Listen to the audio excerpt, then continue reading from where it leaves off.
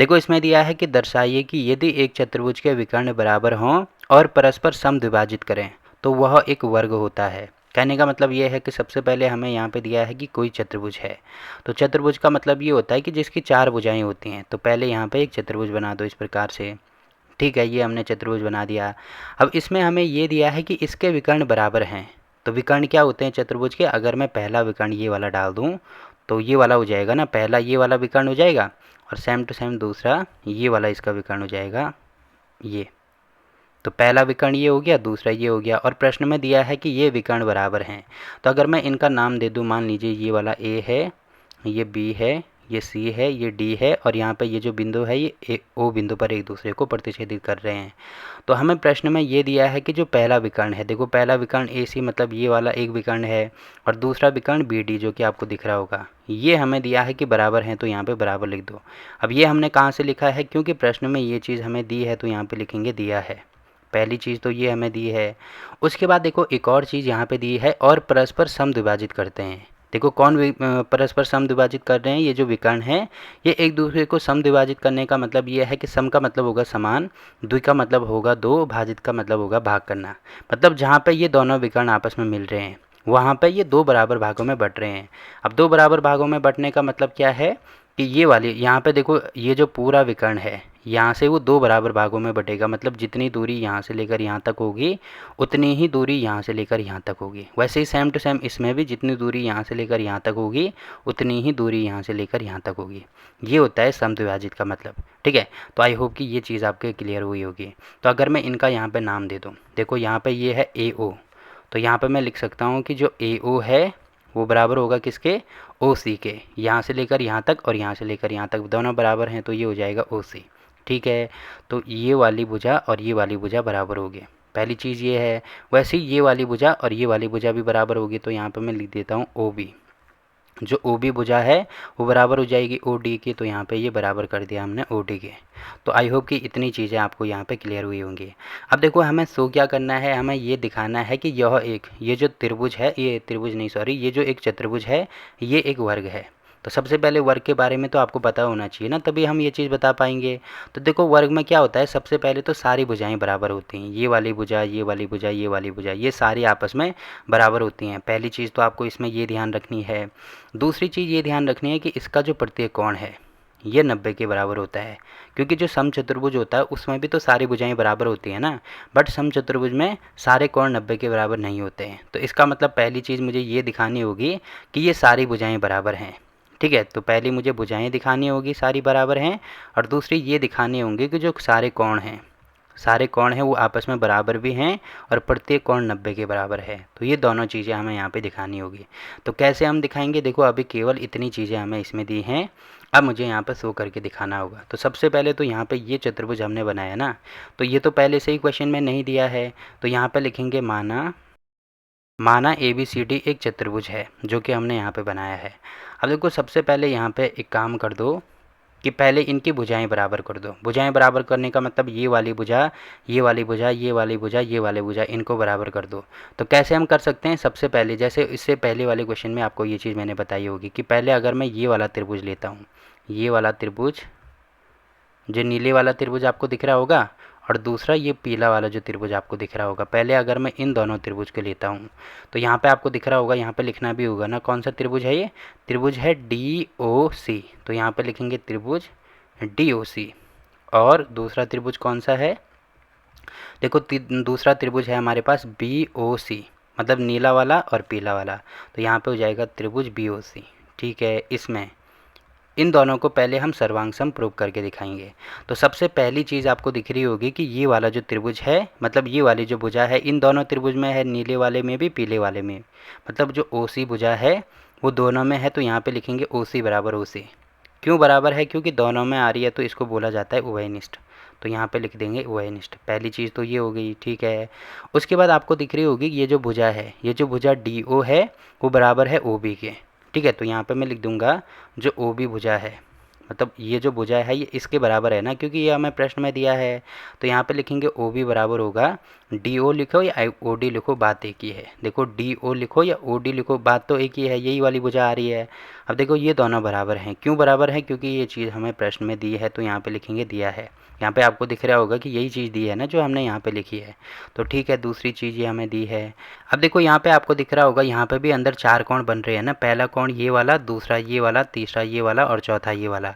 तो यहाँ पे इसका नाम दे दो, ये कोण ए है मान लीजिए, ये कोण 2, ये कोण 3 और ये कोण 4। देखो ये भी किसके बराबर होंगे? 90 के बराबर होंगे, क्योंकि ये हमें यहाँ पे देखो क्वेश्चन में नहीं दिया है। हिंदी मीडियम वाले बुक में ये चीज़ नहीं दी है, जबकि इंग्लिश मीडियम वाले बुक में आप देखोगे ना, तो देखो क्वेश्चन नंबर 5 भी है, तो यहाँ पे ये चीज़ दी है। यहाँ पे each other at the right angle दिया है ना। तो राइट एंगल का मतलब होता है कि जहाँ पे 90 का कोण बनता है, कि ये एक दूसरे को बाइसेक्ट करते हैं। बाइसेक्ट का मतलब होता है समद्विभाजित करना, और उसके बाद एट राइट एंगल मतलब 90 के कोण पर ये एक दूसरे को समद्विभाजित करते हैं। जबकि हिंदी मीडियम वाली बुक में ऐसे कुछ भी नहीं दिया है। अगर मैं आपको यहाँ पे दिखाऊं तो केवल यहाँ पे दिया है कि परस्पर समद्विभाजित करते हैं। तो यहाँ पे ये लिखना था कि परस्पर समकोण पर समद्विभाजित करते हैं, ये इसमें दिया होना चाहिए था। यहाँ पर नहीं दिया है, तो आप ऐसे समझ जाना कि अगर ये एक दूसरे को समद्विभाजित करते हैं और दोनों विकर्ण बराबर हैं, इसका मतलब यहाँ पे 90 का कोण बनेगा। तो यहाँ पे ये चीज़ मैं लिख भी दूंगा, दिया है में लिखेंगे कि कोण 1 बराबर होगा कोण 2 बराबर होगा कोण 3 बराबर होगा कोण 4 के। ठीक है, और ये सब बराबर हो जाएंगे 90 डिग्री के। तो इतनी चीज़ें यहाँ पे दी हैं।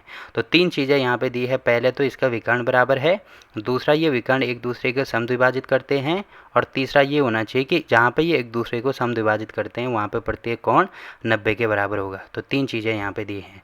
ठीक है, अब आपको दिख रहा होगा कि ये यहाँ पे ये वाला पीले वाला जो त्रिभुज है इसमें कोण 2 आ रहा है, और जो नीला वाला त्रिभुज है इसमें कोण 3 आ रहा है। तो यहाँ पे मैं लिख देता हूँ, जो कोण 2 है वो बराबर हो जाएगा कोण 3 के। क्यों बराबर होगा? क्योंकि ये दोनों 90 अंश के बराबर हैं। तो यहाँ पे ये लिखेंगे हम दिया है, ये भी हमें प्रश्न में दिया है, तो यहाँ पे लिखेंगे दिया है।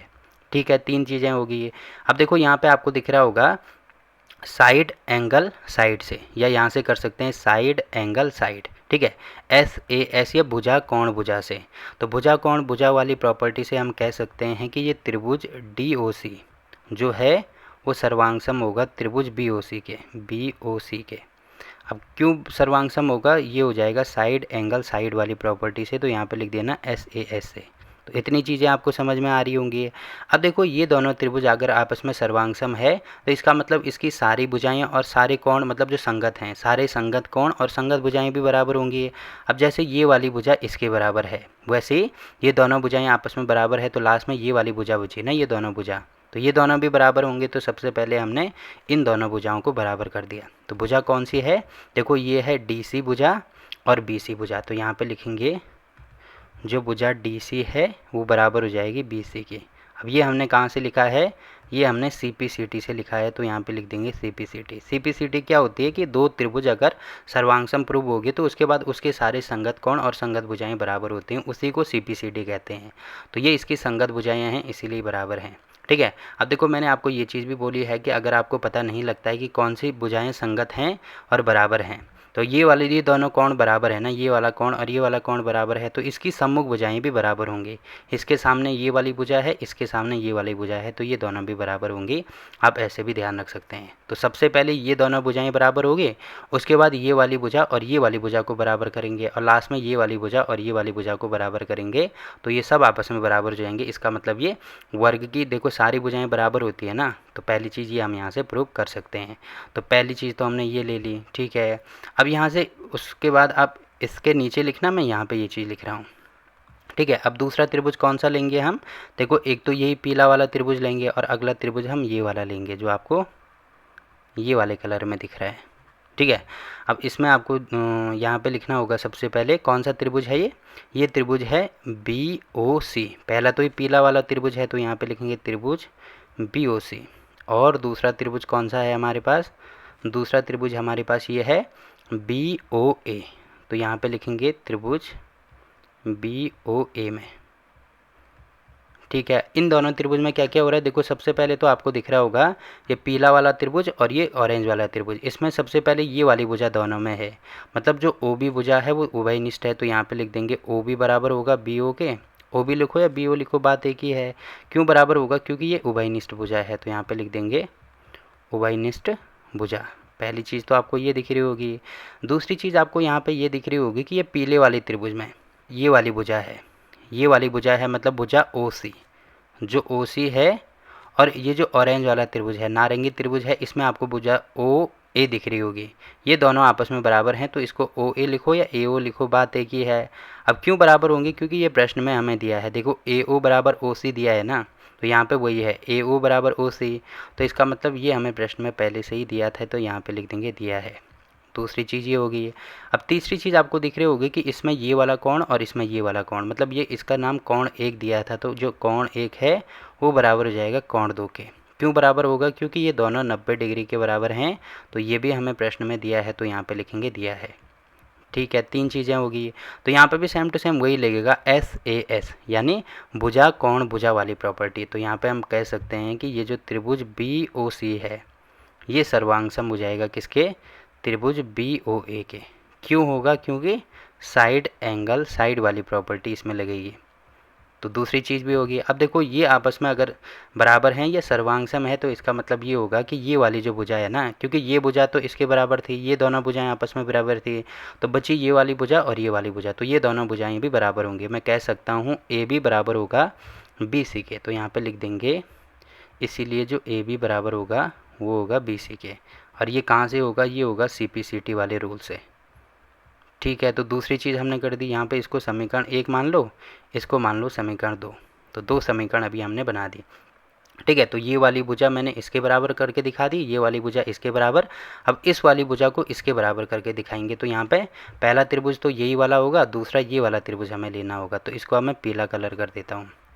तो पहला तो गुलाबी त्रिभुज ही, ये गुलाबी नहीं सॉरी नारंगी त्रिभुज ही होगा, और दूसरा ये वाला जो पीला आपको दिख रहा होगा, ये वाला त्रिभुज लेंगे हम। ठीक है, तो इसको मैं अब यहाँ पे नीचे लिख रहा हूँ।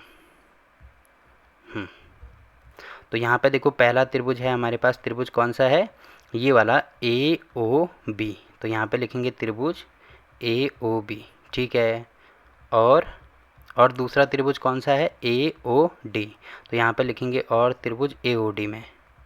ठीक है, अब यहाँ पे सबसे पहले इन दोनों त्रिभुज में आपको दिख रहा होगा कि ये भुजा इसमें भी आ रही है, इस वाली त्रिभुज में भी आ रही है, तो यहाँ पे लिखेंगे भुजा ए ओ बराबर हो गई ए ओ के या ओ ए के। क्यों होगी, क्योंकि दोनों में आ रही है, तो इसको लिखेंगे उभयनिष्ठ भुजा। पहली चीज़ तो ये हो गई। ठीक है, उसके बाद दूसरी चीज़ आपको ये दिख रही होगी यहाँ पे कि इस वाली त्रिभुज में देखो ये वाली भुजा है और इस वाली त्रिभुज में ये वाली भुजा है, तो ये दोनों भुजाएं बराबर होंगी। मतलब मैं कह सकता हूँ कि जो ओ बी होगी वो बराबर होगी ओ डी के। देखो ओ बी कौन सी भुजा, ओ बी ये वाली भुजा और ओ डी ये वाली भुजा। क्यों बराबर होगी, क्योंकि देखो ये हमें प्रश्न में दिया है ओ बी बराबर ओ डी, तो ये दिखेंगे यहाँ पे दिया है। दूसरी चीज़ ये होगी, और तीसरी चीज़ आपको दिख रहा होगा कोण 4 बराबर होगा कोण 1 के, तो यहाँ पे हो जाएगा जो कोण 4 है वो कोण 1 के बराबर है। क्यों बराबर है, क्योंकि ये 90 अंश के बराबर हैं, और ये भी हमें प्रश्न में दिया है, तो यहाँ पे लिखेंगे दिया है। अब क्योंकि तीन चीज़ें होगी, यहाँ पे भी S A S side angle side वाला रूल लगेगा, तो इसीलिए कह सकते हैं कि त्रिभुज ए ओ बी ये जो होगा वो सर्वांग सम होगा त्रिभुज ए ओ डी के। अब सर्वांग सम प्रूव करके दिखा दिया, इसका मतलब इसकी सारी भुजाएं संगत भुजाएं बराबर होंगी। तो देखो ये वाली भुजाएं दोनों में है तो ये बराबर हैं, ये वाली भुजा इसके बराबर है, तो बची ये वाली भुजा और ये वाली भुजा, मतलब ए बी बराबर हो जाएगा ए डी के। तो यहाँ पे लिखना होगा ए बी बराबर हो जाएगा ए डी के। अब ये चीज़ कहाँ से लिखी है हमने, ये चीज़ लिखी सी पी सी टी से। तो बस इतनी चीज़ें देखो बराबर होगी, तो इसीलिए कह सकते हैं हम समीकरण 1, 2 और 3 से। समीकरण 1 ये है, 2 ये है, 3 ये है। अब जैसे जैसे मैं यहाँ पे लिख रहा हूँ ना, आपको ऐसे ही लिखना है। पहले ये लिखा था मैंने, उसके बाद ये लिखा था, उसके बाद ये लिखा था। ठीक है, तो आपको ऐसे सीक्वेंस में लिखना है, क्योंकि यहाँ पे मेरे पास जगह नहीं थी, इसीलिए मैंने आगे पीछे ऊपर नीचे ये सारी चीज़ें कर दी। तो तीसरी समीकरण होगी। अब यहाँ पे लिखेंगे समीकरण 1, 2 और 3 से।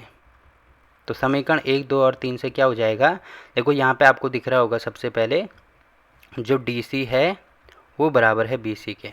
ठीक है, वैसे ही जो बी सी है वो बराबर है ए बी के। ठीक है, और जो यहाँ पे ए बी है, जो ए बी है वो बराबर है ए डी के। ठीक है, तो आपको दिख रहा होगा ये चारों भुजाएं बराबर होगी ना। डी सी कौन सी भुजा है, ये वाली डी सी ये वाली भुजा है, ये बराबर है बी सी के, इसके बराबर है। तो देखो अगर मैं इसको 5 मानता हूँ तो ये वाली भी 5 होगी, ये वाले भी क्योंकि बराबर है 5 होगी, ये वाली भी 5 होगी। तो ये वाली भुजा बराबर है, वैसे ये वाली ये वाली भुजा बराबर है, वैसे ही लास्ट में ये वाली भुजा और ये वाली भुजा है, तो ये सारी भुजाएं आपस में बराबर होगी ना। तो इसका मतलब मैं कह सकता हूँ कि ये क्या है, इसकी पहली तो सारी भुजाएं हमने बराबर कर दी। तो दो चीज़ें हमने करनी थी ना, पहली भुजा बराबर करनी थी, तो भुजा तो बराबर होगी। अब इसके कोण हमें 90 के बराबर दिखाने हैं, तो हम कैसे दिखाएंगे, ये जो फिगर है ना, इसको मैं दोबारा यहाँ पे बना देता हूँ। ठीक है, अब देखो उसी फिगर को मैंने दोबारा यहाँ पे सेम टू सेम वैसे ही बना दिया। तो इसमें देखो क्या क्या चीज़ें थी, ये हम प्रूव कर चुके थे कि ये वाली भुजा, इस वाली भुजा, इस वाली भुजा और इस वाली भुजा, ये सारी भुजाएं पहले तो हमने यहाँ पे बराबर शो करके दिखा दी थी। ठीक है, उसके बाद यहाँ पे ये चीज़ हमें प्रश्न में दी थी कि ये सारे कोण आपस में बराबर हैं।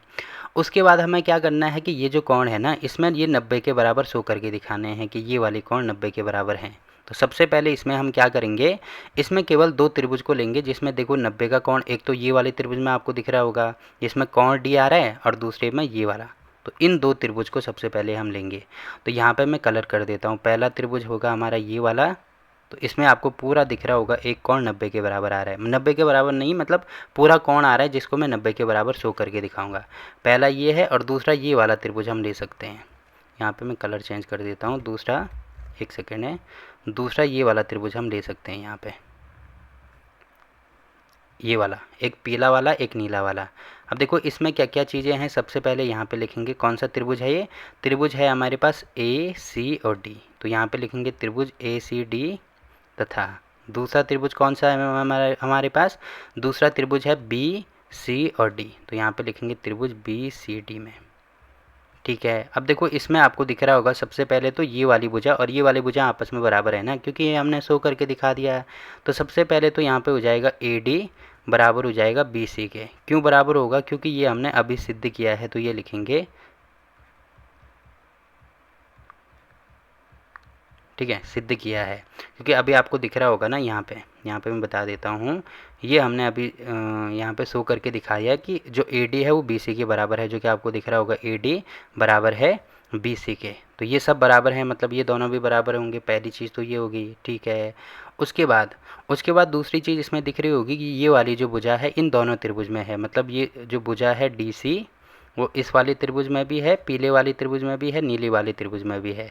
तो ये हमें यहाँ पे क्या है, ये उभयनिष्ठ भुजा है, तो यहाँ पे लिख देंगे। उभयनिष्ठ का मतलब होता है कॉमन, उभयनिष्ठ भुजा। दूसरी चीज़ तो ये होगी है। अब तीसरी चीज़ आपको दिख रही होगी, इसमें ये वाला विकर्ण आ रहा है और इसमें ये वाला विकर्ण आ रहा है। तो विकर्ण भी प्रश्न में हमें दिया है ना बराबर है, मतलब ए बी बराबर हो जाएगा, ए बी नहीं सॉरी, विकर्ण कौन सा है, पहला है ए सी। तो जो ए सी विकर्ण होगा वो बराबर हो जाएगा डी बी के या बी डी के। ये दोनों विकर्ण यहाँ पे बराबर होंगे। क्यों बराबर होंगे, क्योंकि ये प्रश्न में हमें दिया है, तो यहाँ पे लिखेंगे दिया है। कहाँ पे दिया है, मैं ये चीज़ भी आपको बता देता हूँ।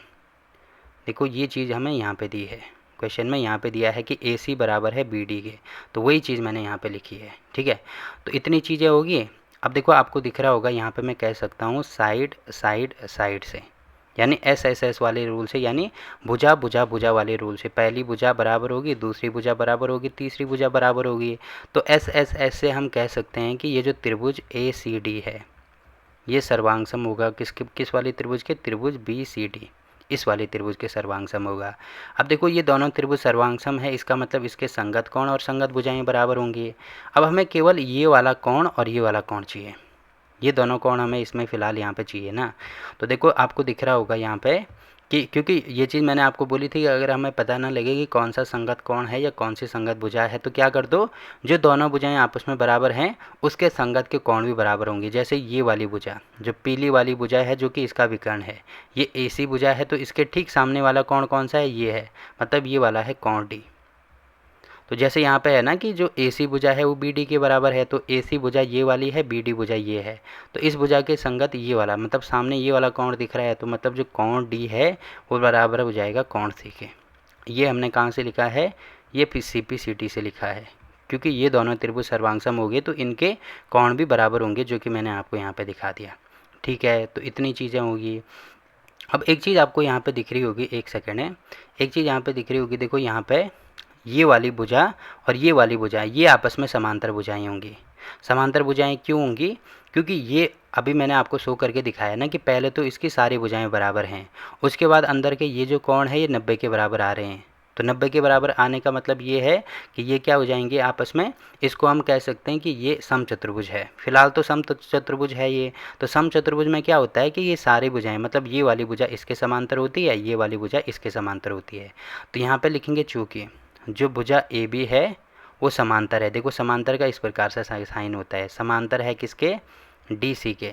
इसीलिए मैं कह सकता हूँ कि जो कोण ये और ये वाला कोण, देखो दो भुजाएं अगर समांतर होती हैं उसको कोई तीसरी भुजा ऐसे काटती है इस प्रकार से, तो इसके एक और बनने वाले कोण, एक और बनने वाले कोणों का योग 180 होता है ना, जो कि आपको पता ही होगा। अगर आपको ऐसे नहीं करना है, ऐसे नहीं करना है तो थोड़ा सा एग्जांपल मैं आपको बता देता हूँ। जैसे ये वाली भुजा है, इस वाली भुजा को धीरे धीरे धीरे करके अगर मैं इधर बढ़ाता हूँ तो एक टाइम ऐसे आएगा कि ये वाली जो भुजा है ना ये इसके ऊपर आएगी, इस वाली भुजा के सीधे ऐसे ऊपर आ जाएगी। अब उस कंडीशन में क्या हो जाएगा, यहाँ पे आपको दिख रहा होगा ये वाली रेखा ऐसे आगे जाएगी।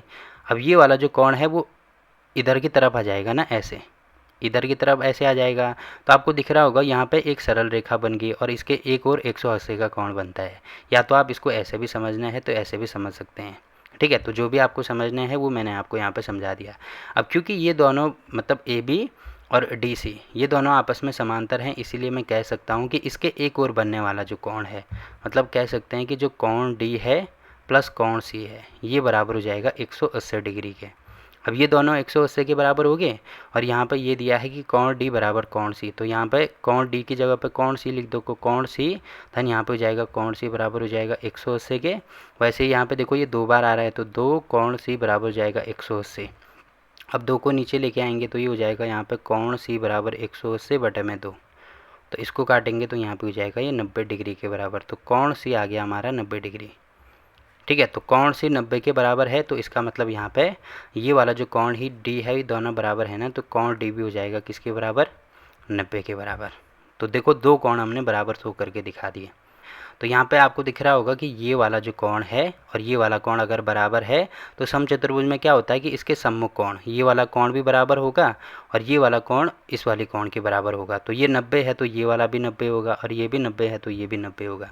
तो यहाँ पे मैं कह सकता हूँ कि जो कोण ए है वो भी 90 होगा और जो कोण बी है वो भी 90 होगा। क्यों, क्योंकि यहाँ पे ये सम्मुख कोण है, तो यहाँ पे लिख देना सम्मुख कोण। सम्मुख कोण हमने शो करके दिखा दिया। तो देखो ये जो चतुर्भुज आपको दिख रहा होगा इसकी सारी भुजाएं बराबर हैं और सारे कोण बराबर हैं, तो इसलिए हम कह सकते हैं यहाँ पे ये चीज़ लिखनी भी होगी लास्ट में, ठीक है।